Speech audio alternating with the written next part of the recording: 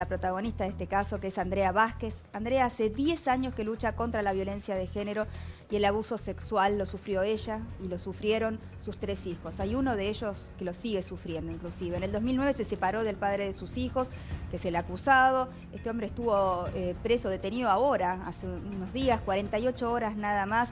Es un caso que muestra todas las falencias del sistema judicial argentino. Me gustaría que la escuchen a Andrea, que sigue peleando justamente para hacer justicia por su familia y para recuperar también a su hijo. Me acompañan, voy al living, allí está Andrea. Muchas gracias, Andrea, por haber venido. Contrario. Gracias a vos. Nos saludamos fuera de cámara. Nos volvemos a saludar ahora. Te quiero agradecer, bueno, primero felicitarte por tu valentía, ¿no? Gracias. Porque la verdad que leyendo sobre tu caso, que venimos escuchando hace muchos años, ¿no? Porque la verdad es que todos los años hay novedades. Me doy cuenta la fuerza que tenés para seguir adelante, es impresionante. Pero para todos aquellos que no conocen el caso, me gustaría empezar desde el principio, ¿no?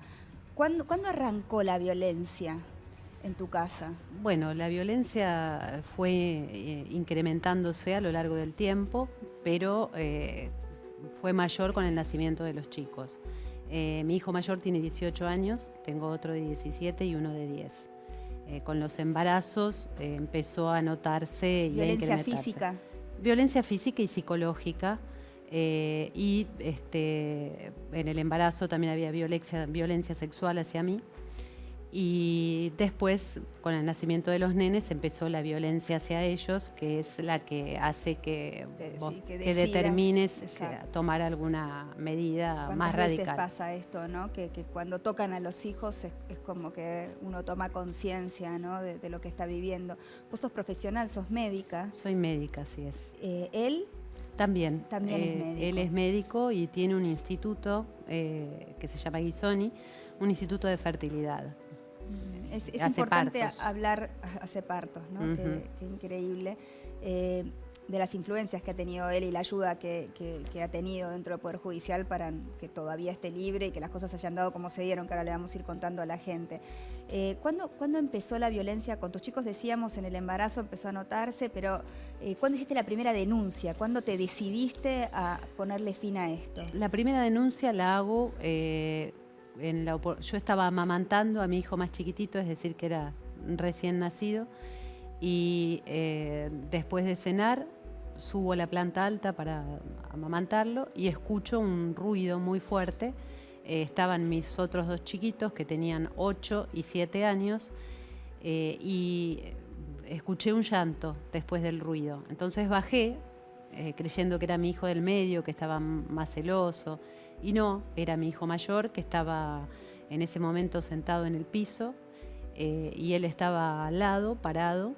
Lo veo a mi hijo que le sangraba la boca porque le había pateado una botella mientras tomaba y yo entendía, en el medio de toda la confusión, me pateó la costilla, él decía me pateó la botella.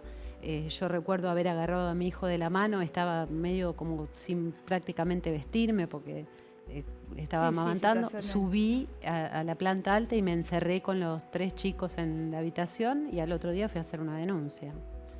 Creo que esa fue una de las primeras y bueno, después me cansé de denunciarlo. Esa denuncia que haces es por violencia física. Sí. Pero después vinieron el tema de los abusos con los chicos. Sí, no, o sea, aparte de esas violencias, que hay 40 denuncias sobre violencia. Sí, violencias terribles, los metía debajo de la ducha de agua fría con la luz apagada. Los chicos se negaban a ir a visitarlos. La justicia me obligó a cumplir con un régimen de visitas con un bebé que no podía defenderse. Ahora vamos, o sea, vos haces la denuncia, se separan. Nos separamos, nos divorciamos. Se divorcian. Y le otorgan a él un régimen de visitas. En un primer momento, a pesar de todas las denuncias estas que ya estabas haciendo, digamos, ¿no? Sí, o sea, que hay un régimen de visita que vos entregabas a tus hijos a una persona que sabías le estaba haciendo mal. Sí, sin duda, si los nenes venían y me decían no queremos ir más, nos hizo esto, esto y esto, y entre esas cosas una vez lo empujó por una escalera a mi hijo mayor. Mi hijo más chiquito se cayó en una pileta y casi se ahoga, y mi hijo del medio lo vio ahogándose, le hizo un ataque de pánico. De todo, o sea, los chicos contaban atrocidades, venía con o sea, sin cambiarlo, sin bañarlo, con la cola toda lastimada.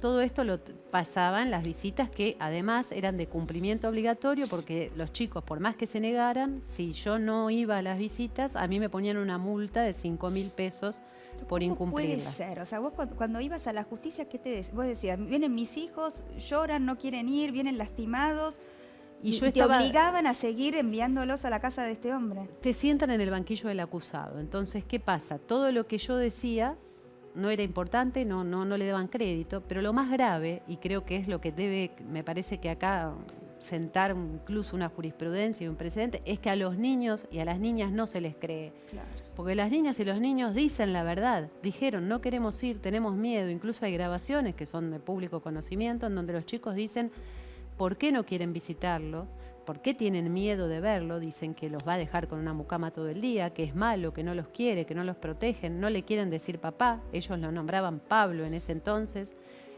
Hay una audiencia que mis hijos grabaron con sus dispositivos, muy valientes, y incluso los amenazan los jueces, que en ese tiempo era un tribunal, el Tribunal 3 de Familia de Lomas de Zamora, que eran María Silvia Villaverde, Enrique Quiroga y Roxana del Río. Dos mujeres. Dos mujeres, sí. Increíble, ¿no? Y fueron las más siniestras, porque una de ellas le dijo a mi hijo mayor, que hace un silencio y se escucha en la grabación, ¿qué pasaría si tu mamá se muere en un accidente? ¿Irías con tu papá? Ay, Dios mío. Y mi hijo vuelve a preguntar, ¿cómo? ¿Qué pasaría si tu mamá se muere en un accidente? ¿Irías con tu papá? No, contesta mi hijo. Entre otras cosas, ¿no? Los chicos fueron al baño, se intercambiaron el aparato para grabar, y la jueza lo siguió y les dice que el baño no era para hablar. O sea, es una pesadilla.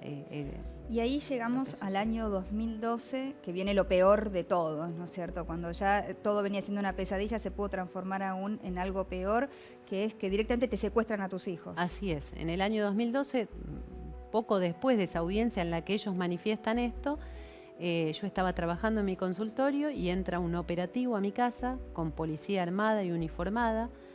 Los chicos estaban con una niñera y con una empleada, y tocan el timbre. Mi casa tenía 2 puertas, 2 salidas, por 2 calles. Entonces tocan el timbre por la puerta de adelante y por la puerta de atrás entran. La niñera dice que no va a abrir la puerta, le muestran la orden, voy a llamar a la señora. Cuando intenta llamarme le dicen no es necesario, mira para atrás, había un vidrio grande y ve que se estaban llevando al bebé, que estaba jugando en el piso con sus juguetes. ¿Cuántos años tenían? 3 años. 3 años tenía el más chiquitito. Se llevaron a mi hijo del medio, que estaba arriba jugando con auriculares, o sea que le agarró un ataque de pánico. Él hace una grabación que manda por parte de sus compañeros del colegio, en donde dice que tenía taquicardia, que pedía por su mamá auxilio, vio a la empleada, policía la que se la lleva, policía, asistentes sociales, 2 psicólogas, él que ordenaba todo lo que pasaba, se llevaron cosas, agarraron los acolchados como un botín de guerra.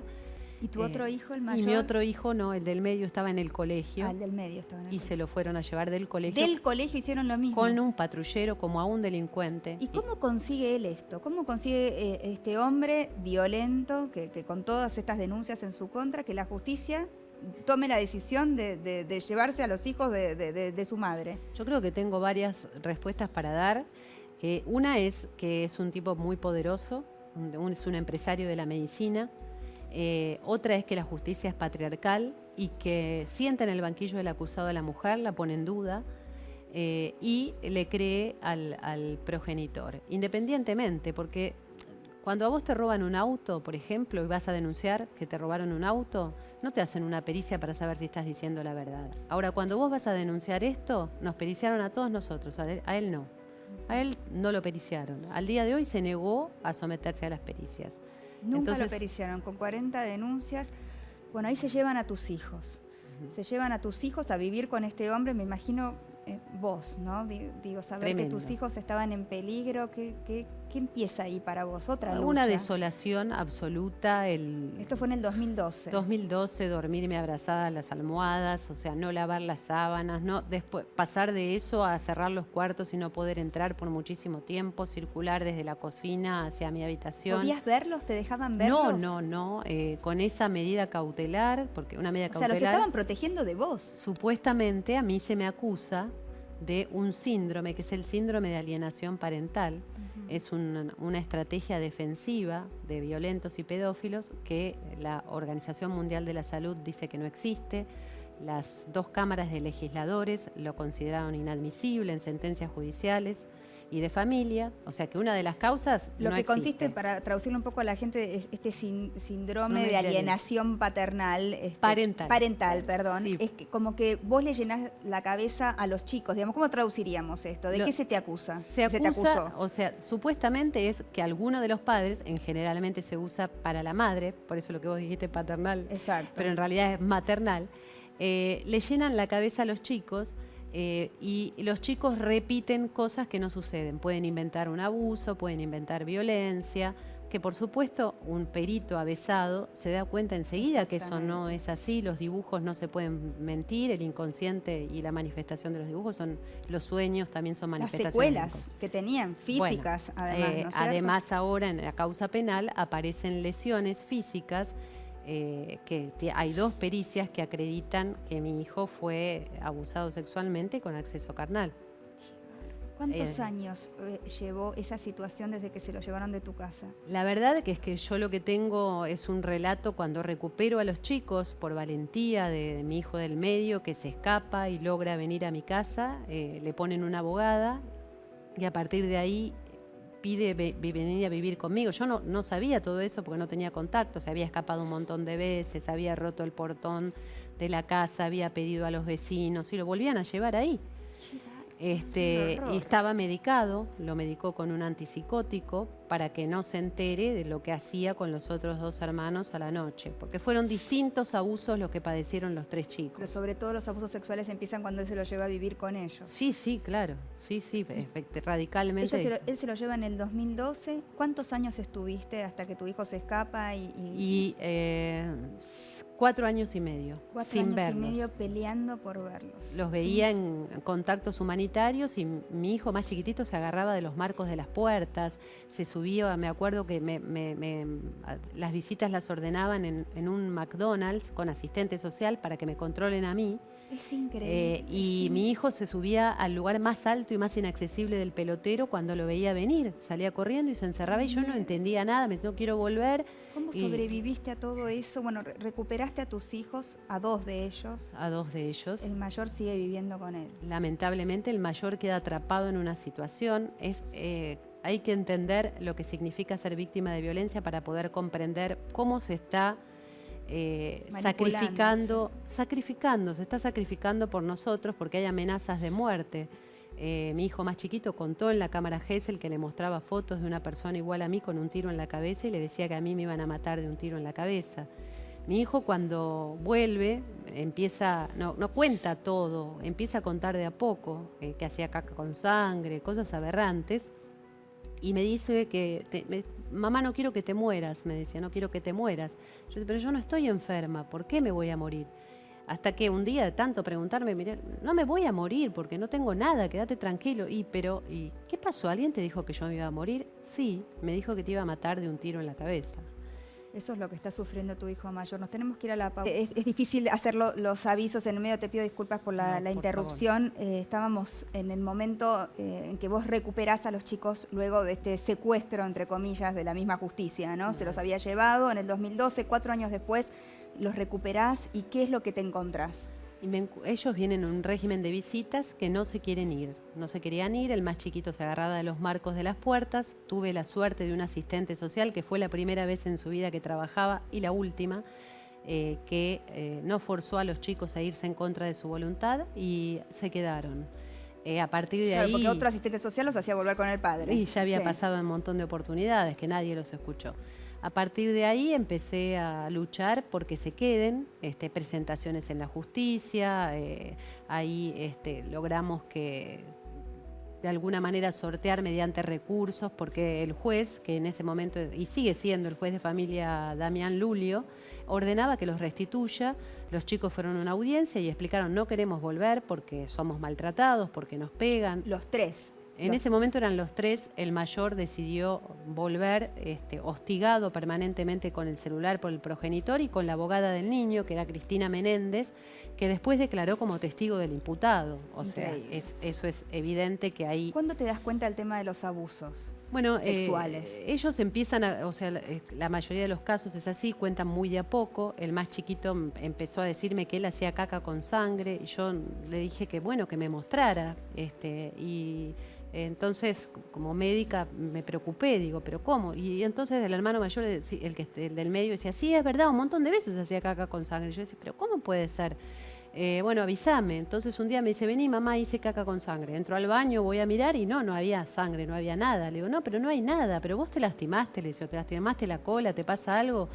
Entonces le digo: ¿querés que te revise? Y claro, él lo que quería era que yo lo vea, y cuando lo veo, creo que me morí porque vi algo espantoso, indescriptible, y no sabía ni cómo reaccionar.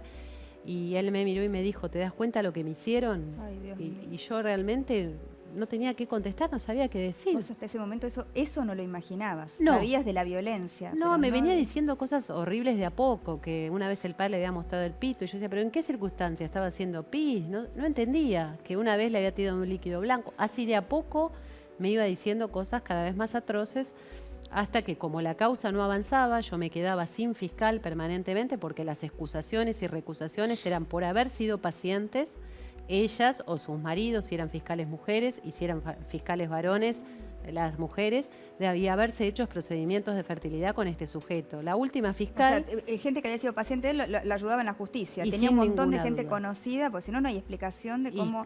Ahora, ¿por qué? Porque el gran tema acá es que, bueno, él estuvo preso hace una semana y quedó libre. Esto es un tema, porque ¿por qué quedó libre un hombre que tiene tanta prueba en su contra? ¿No es cierto? Porque ellos, los chicos, declararon en cámara Gesell. Primero fue una cámara Gesell, mi hijo contó que le mostraba pornografía infantil, incluso contó qué es lo que veía, había niños, que se las mostraba y que le obligaba a ver pornografía, y contó absolutamente con lujo de detalles qué es lo que le hacía.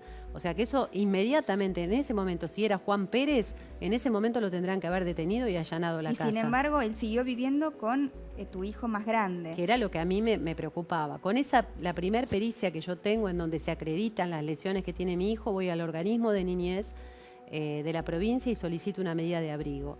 Esa medida de abrigo sí se ordena, pero no se ejecuta, porque mi hijo tenía 17 años y cuando van supuestamente a sacarlo, porque determinan que hay un peligro cierto, real e inminente, mi hijo estaba encerrado bajo llave, no podía abrir la puerta, tuvo que llamar al progenitor y el progenitor estaba presente cuando le hicieron las preguntas de si iba a decir si estaba el padre ahí y él estaba amenazado, que iba a contar. Y bueno, por eso digo que quien hizo ese procedimiento es un desastre y el Estado es responsable y es garante del cumplimiento de las convenciones y tratados. Tu hijo mayor está amenazado en este momento, o sea, vos sabés que él lo amenaza, o sea, sí, que no es libre de tomar la decisión, ni siquiera con sus 18 años, de poder irse. Por supuesto, no es libre para nada, ni de hablar por teléfono siquiera, de nada.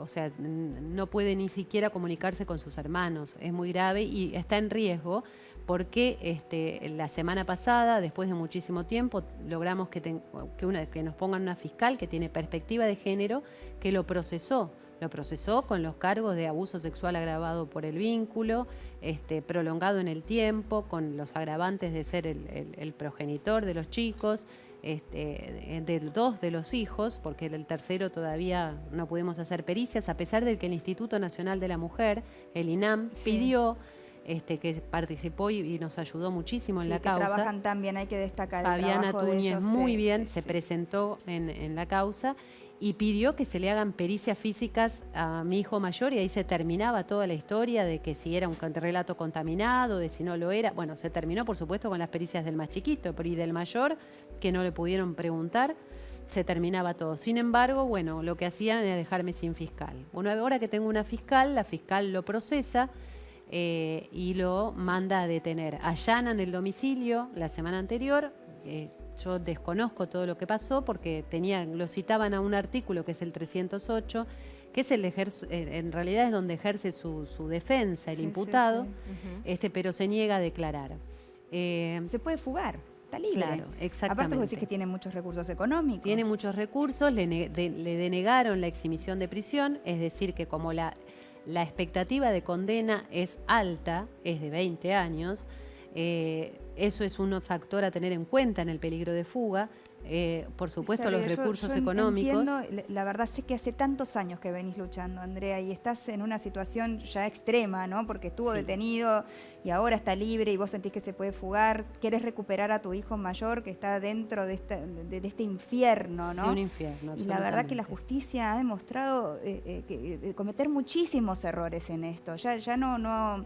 Porque ahora las cosas cambiaron, dice todo el mundo, pero todavía no hay respuesta en situaciones que venís acarreando hace 10 años, ¿no? Sí, las cosas no cambiaron porque no hay perspectiva de género, porque no pueden dejar por un habeas corpus a una persona que cometió un delito y que está probado, porque, a ver, estamos de acuerdo, y es lo que yo quiero, que llegue a juicio, porque nadie quiere, y entendemos que es un derecho también, aunque es un imputado y es un pedófilo, pero lo que sea, hay un montón de tiene el pruebas. derecho del debido proceso y de su defensa. Entonces él apela a la exhibición de prisión. Estamos de acuerdo, pero eso no pueden dejar desprotegidas a las víctimas, porque dejarlo en libertad implica dejarnos desprotegidos, porque por más que tenga una perimetral, mi hijo está con él y estamos en riesgo. Terrible. Ese es Tu el hijo tema. que ha pasado por cosas... Atroces. Me enteré que está tomando antidepresivos, esto en la declaración testimonial. Entonces, por supuesto que tengo terror porque ¿qué no es capaz de hacer? Hay muchas cosas que no estamos contando, obviamente, para preservar a los chicos, pero bueno, él ha obligado a ejercer violencia entre hermanos, a ellos mismos, o sea, es muy, muy, muy delicado, realmente es impresionante. Los chicos te quieren preguntar, tenemos poco tiempo. Me impacta mucho tu historia, te lo decía fuera de cámara, y sobre todo apuntaría a estas... No sé si llamarlas debilidades de la justicia, ¿no? Pero entiendo que además debes tener herramientas porque es absolutamente irregular que lo hayan dejado en libertad, que hayan concedido finalmente la exhibición de prisión con la imputación que pesa sobre él. Y por otro lado, vos relatabas que en su momento hablaron del síndrome de alienación parental, que te lo achacaron a vos cuando él alegó el impedimento de contacto. Y eso... Pero no hace falta ni ser abogado, lo googleás y no está aprobado ni por la Organización Mundial de la Salud, ni por las asociaciones de psiquiatría del mundo, ni por los consejos de psicología de la Argentina. Entonces digo, con todo esto, ¿no puedes accionar contra aquellos que no te dan justicia? Y el tema es que sería una cadena interminable de juicios, porque acá participaron tantos actores, peritos, abogadas del niño. Porque hay cosas que no son opinables en la justicia. Sin dudas. Sin dudas. El síndrome de alienación parental no es ilegal, pero siguen hablando de relato contaminado. Andrea, en muchísimos casos. ¿Él se estuvo amenazando estos días después que salió en libertad? Sí, él lo que hizo es violar la perimetral publicando que yo compraba pericias, que compraba juicios y además se comunicó con mi hijo más chiquito, que es el que más vulnerable es porque pasó por todo lo que pasó, pobrecito. A eso iba. Si él viola la perimetral, nos vamos. la policía Fanny, no tiene... Discúlpame que nos estamos quedando sin tiempo, Andrea. Quisiera